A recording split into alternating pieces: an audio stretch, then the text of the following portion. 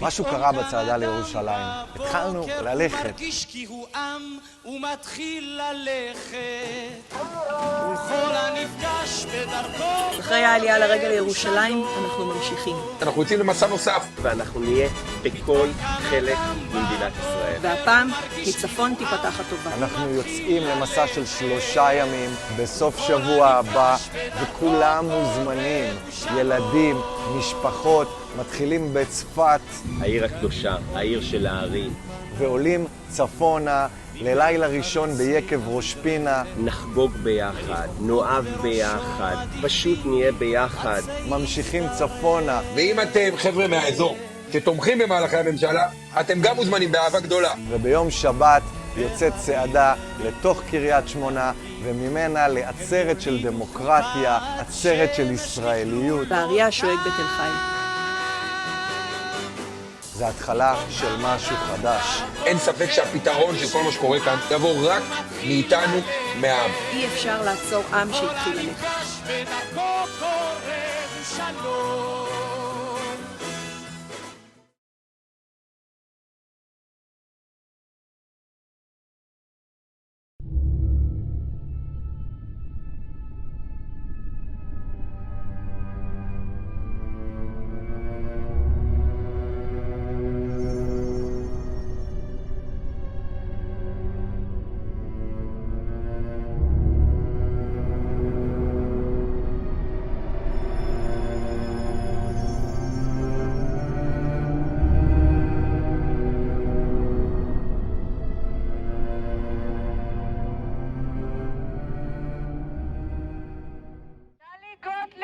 את קרינג' יותר מהורים שקוראים לילד שלהם אבאלה. אני מפחדת מהממשלה הזאת כמו שאני מפחדת שהאפליקציה שאני לא מדרגת באפסטור תתנקם בי. למה נותנים כוח ליריב לוין? בן אדם שנראה כאילו השיא של החיים שלו זה להנביט אבוקדו.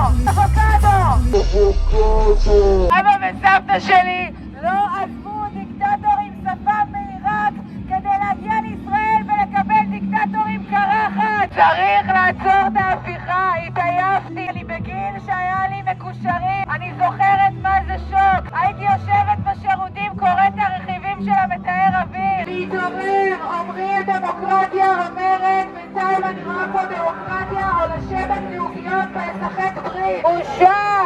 בושה! ביץ' סטול מי לוק! אני כאן עם הנמר מספר הג'ונגל! ביבי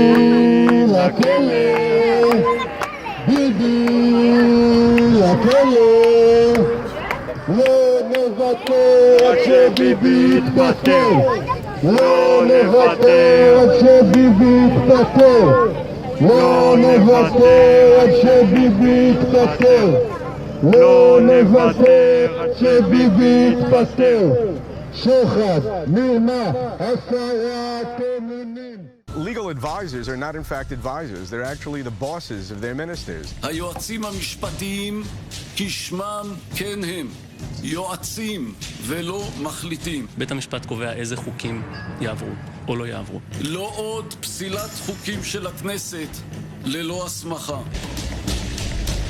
הרפורמה שאני מביא תשיב את הסדר על כנו.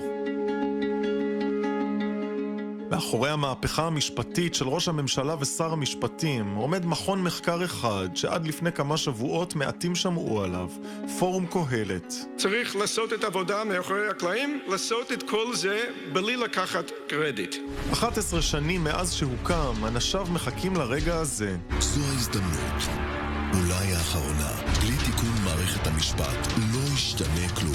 זה כנראה הגוף המשפיע ביותר על ממשלת ישראל, הרוח החיה מאחורי השינויים הדרמטיים במבנה המשטר כאן. ברכות לפורום קהלת, תרמתם רבות, גם לי אישית כראש ממשלה, לנבחרי ציבור ולציבור בישראל. הם עומדים מאחורי הרפורמות בלימודי האזרחות ומאחורי חקיקת חוק הלאום.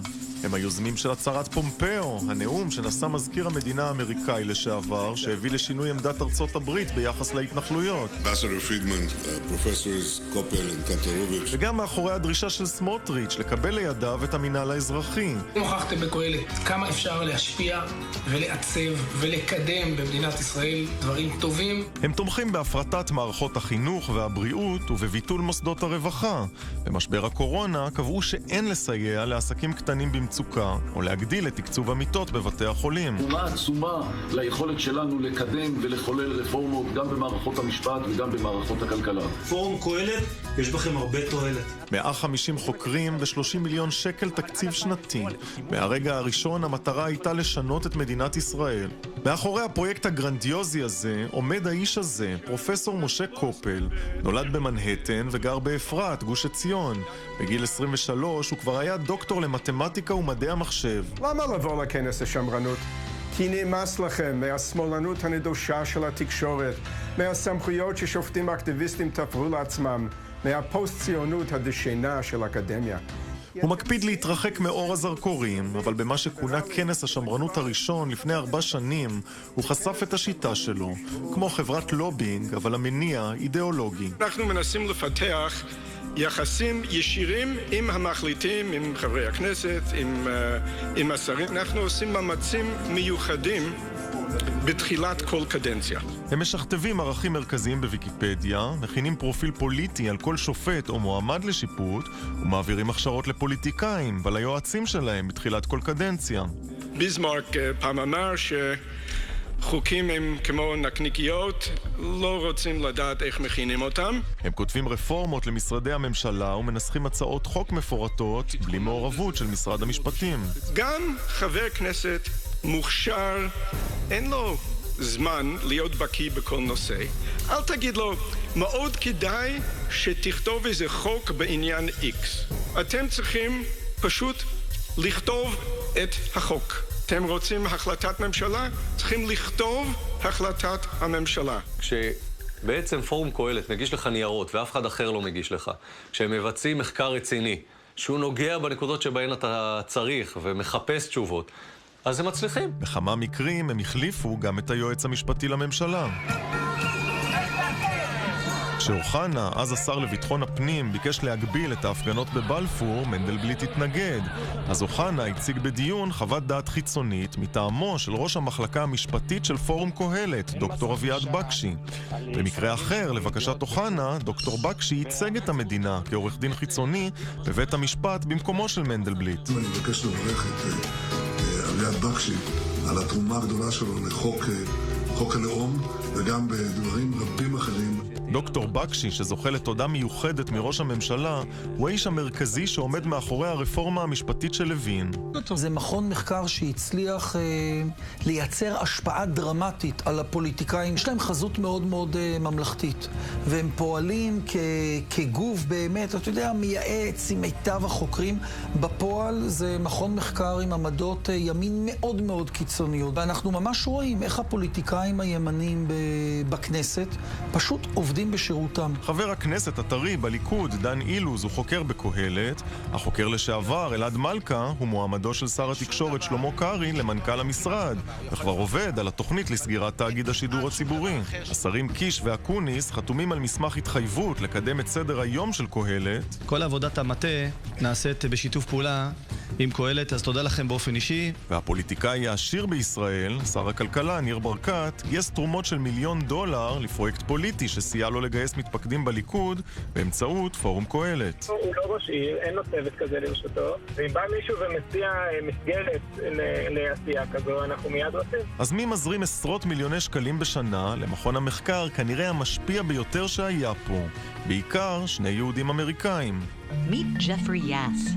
He's the billionaire owner of a powerful Wall Street trading firm, an early investor in TikTok, and the richest man in Pennsylvania. ג'פרי יאס הוא אחד מ-50 עשירי העולם כיום, עם הון שמוערך ב$30 מיליארד, ואחד מגדולי התורמים למפלגה הרפובליקנית ולפוליטיקאים שמרנים שעודדו את הפריצה לקפיטול. 2020 election cycle. Yaz spent $30 million to back lawmakers who tried to overturn the 2020 election results. הוא מתנגד לתקצוב ממשלתי, מביטוח בריאות ועד תחבורה ציבורית, ופעל נגד מגבלות על רכישת נשק בסופרמרקט, מתכחש למשבר האקלים וטוען שאין אי שוויון או עוני.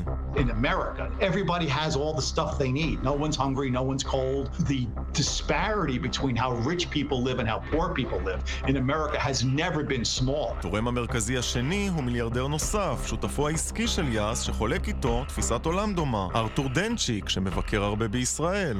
פורום שהמימון שלו מגיע מהמחוזות הרפובליקנים הקיצוניים ביותר, שזרים למדינת ישראל. אנחנו מדברים על הפרטה, אנחנו מדברים על פגיעה במערכת החינוך, ההפיכה המשפטית שקורית עכשיו. במקום שממשלת ישראל תבחר בנו, היא בוחרת בהם. דנצ'יק, אגב, תרם בעבר בכמה הזדמנויות לראש הממשלה לשעבר, נפתלי בנט, שיצא השבוע נגד המהפכה המשפטית. צמצום אקטיביזם. מינוי שופטים. אם המסרים האלה של מפלגת הימין החדש נראים לכם מוכרים, אתם לא טועים. פשיזם.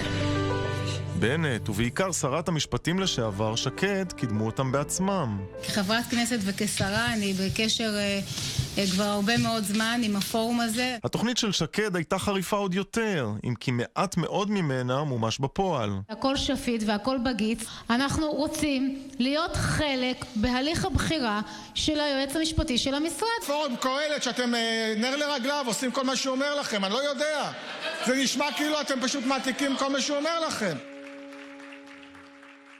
פורום קהלת מניף את דגלי חירויות הפרט ומזעור מעורבות הממשלה, אבל הדגלים האידיאולוגיים האלה נעלמים לעתים קרובות משיקולים קואליציוניים. אם אנחנו נדבר על דת ומדינה, או נדבר על הפלות, או על צבא מקצועי, או לגליזציה של זנות או סמים, חצי מאיתנו בטוחים שצריכים לעשות ככה, והחצי השנית חושבים צריכים לעשות בדיוק הפוך. אנחנו משתדלים לא להיכנס לנושאים שבהכרח יחלקו את הבייס שלנו לשניים. הבייס היה עלול להיפגע אם אנשי הפורום היו תוקפים את הגדלת קצבאות הילדים, תקצוב מוסדות החינוך החרדיים בלי לימודי ליבה, או רפורמות בתחומי הדת ומדינה. יש הרבה דברים שאני מסכים איתם, התפיסה של חיזוק מדינת ישראל כמדינה יהודית ודמוקרטית, כמדינת לאום. הבעיה שלהם שהם מפרקים את כל המונופולים בעולם, ואז כשזה מגיע לדת ומדינה, זה לא שאין שם את התפיסות האלה, אבל הן מתפוססות בלהט או על פי צורך הקואליציה. ויש עוד הרבה דוגמאות שבהן הם בחרו בפינצטה את הנקודות שנוחות להם פוליטית, ואת אלה שלא נוחות לא נגעו בהם. בסוף הם פוליטיקאים. הם בוחרים לעשות את מה שהליכוד בוחר, ללכת עם השותפים הטבעיים במרכאות, עם החרדים. ויש גם פעילות של פורום קהלת שרחוקה מאוד מערכי החירות והחופש. זו של פורום הארגונים למען המשפחה, שקם לפני שנתיים תחת הפורום לחברה האזרחית של קהלת. מורכב בעיקר מארגונים חרדליים, ומקדם אג'נדה דתית שמרנית, אנטי-פמיניסטית ואנטי-להט"בית. הם כבר הצליחו לבלום כמה חוקים שנועדו להגן על נשים מוכות. ההקמה והכנסים במשרדי קהלת, גם ההכשרה והתקצוב. לדאבוננו, יש שוויון זכויות מלא, והמאבק של ארגוני הלהט"ב הוא מאבק של כוח. הם רוצים להשתלט על התודעה הציבורית ועל התקציב. אין באמת פערי שכר. פמיניזם מקדם נשים, הוא לא מקדם. הוא לא מקדם אותנו, הוא משאיר אותנו אחורה, הוא משאיר אותנו בכל התחומים, אגב. הוא משאיר אותנו קורבנות, הוא משאיר אותנו חלשות, הוא משאיר אותנו אנשים שצריכים לקדם אותם. תחת הפורום גם מרכז אחווה של מיכאל פועה, שמפעיל את התוכנית בוחרים במשפחה.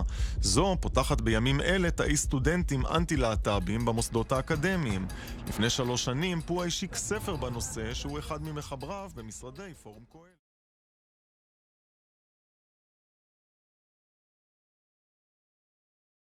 אני יוצאת להפגין כדי שהבנות שלי יוכלו לחיות כאן. צאו להפגין מחר. למרות שחם, גם אני יוצא להפגין. אין לנו את הפריבילגיה לשבת בבית ברגע הזה.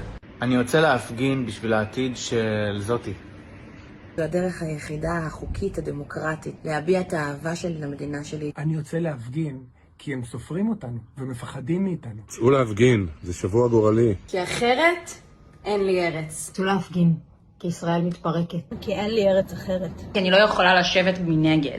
בוקר טוב, תתעוררו על עצמכם. מן הסתם אני יוצא להפגין, גם אתם. את אישה, את חיה פה, חשוב לך מה שקורה פה, צאי להפגין. ביחד נצליח להשפיע. צאו להפגין. צאו להפגין. אני יוצא להפגין, בואו גם.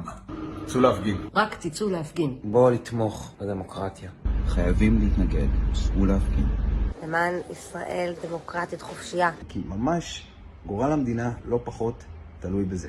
ההפגנות עובדות ועוזרות לשמור את ישראל יותר דמוקרטית. צאו להפגין. כי אני אוהבת את המקום הזה ואני רוצה להמשיך לחיות בו. מלחמה על הבית, שעת השין.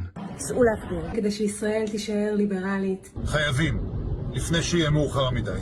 עכשיו הגיע הזמן לצאת לרחובות. לצאת להפגין נגד ממשלה לא סבירה. כי חייבים לעצור את הדיקטטורה. צאו להפגין. צאו להפגין, גם אני אהיה שם. נלחמים על הבית. צאו להפגין. צאו. צאו גם אתם להפגין.